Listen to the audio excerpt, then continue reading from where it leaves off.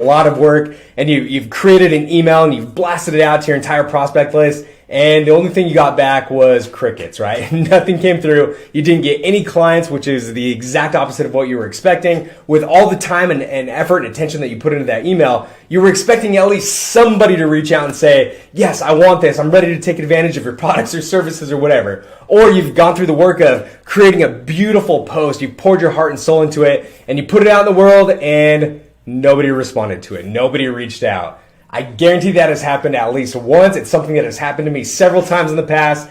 And there's a reason behind that. There's a reason why we typically just can't put out one marketing effort and just get clients running through the door, right? So there was something that I shared this morning on the coaching session that we have weekly with the advisors that are in our Done For You Doctor Leads program, which essentially is a marketing program that is designed to help financial advisors and life insurance advisors get connected with doctors, physicians, dentists who are looking for that financial help, who need that financial help. So what I want to do is I want to walk you through that specifically and what I shared this morning and help you understand the 5 stages that every prospect has to go through before taking advantage of your products or services. Now, like I said, this is something that I shared for our life insurance financial advisors, but this actually happens with every single product or service that you could possibly buy, all right? Everybody goes through this stage before, or these 5 stages before they make a buying decision, before they actively move forward. And I guarantee that your prospects are at some point or at one of these stages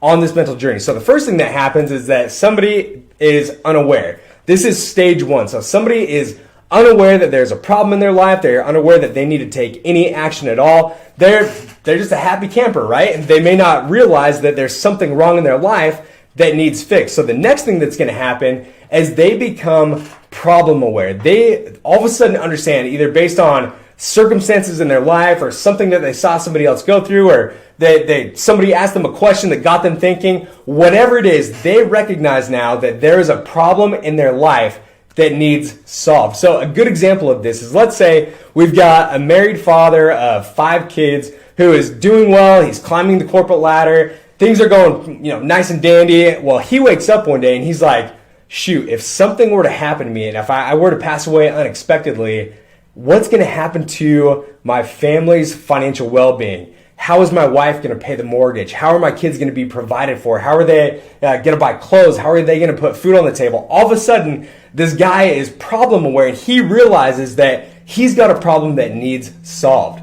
The next stage that he's going to go to is he's going to become solution aware. He's going to understand, or he's going to learn that there's a solution that can solve this problem. In his case, it's life insurance, right? He understands that if he were to pass away unexpectedly, life insurance can help fill in that gap, fill in that financial gap, so that his family can be financially taken care of, financially stable.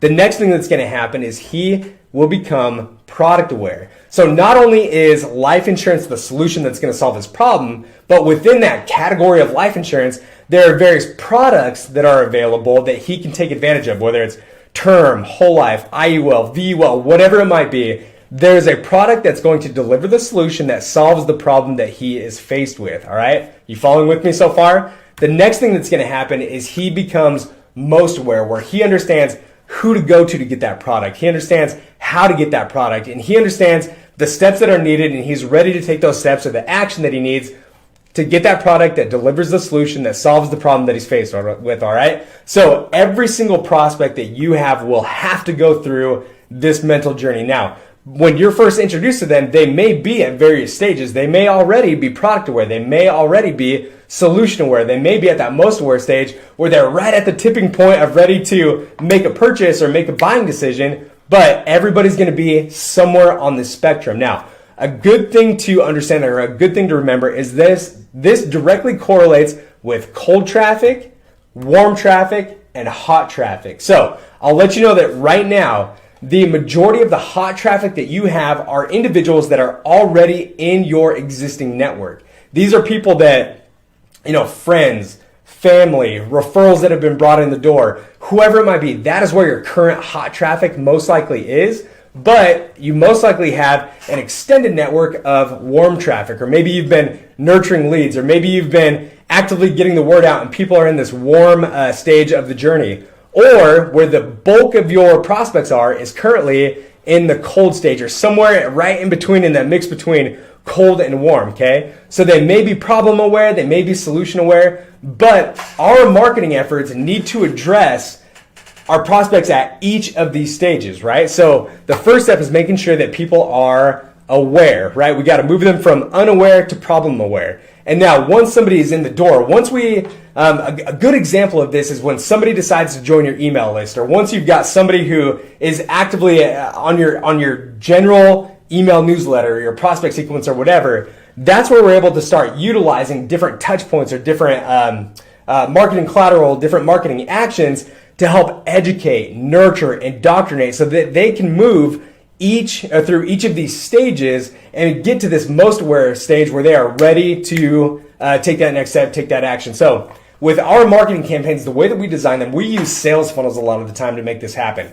We use sales funnels so that we can educate, nurture, and indoctrinate our prospects without needing to handhold them every step along the way. So step one in a lot of these campaigns is being able to bring somebody into your system. Make sure they're aware of you, right? They are aware that you exist. They are aware that you are a subject matter expert. But at each stage of the campaign, we always make sure that if we have somebody come into your system or come into your network or come into your ecosystem that we set up, that if they are already at this most aware stage, they are ready to take the next action. They are ready to book that meeting on your calendar. They're ready to take those next steps forward, and they have that step right in front of them so that if they're ready to do it, they don't have to guess where to go. But for the majority of the prospects who come in, we make sure that we have systems in place so that we can continue to drip on these individuals so that the 95+% that are not quite ready to make that buying decision yet, we are actively staying in front of them. We are nurturing them. We are getting emails out to them consistently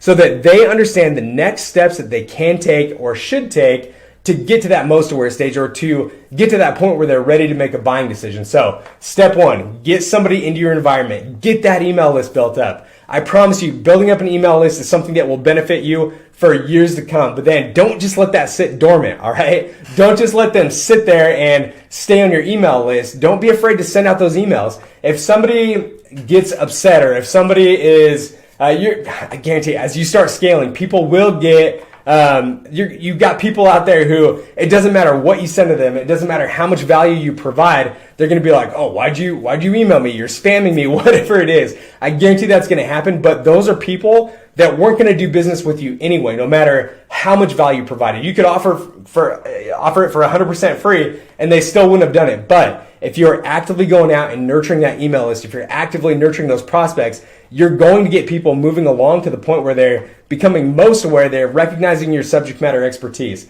They understand that you are the one who can get them the products that deliver the solutions that will solve the problems that they have. So if you have any questions, I'm going to go ahead and in a different video, we're going to talk about sales funnels specifically. But if you have any questions, feel free to reach out and I'll talk to you soon.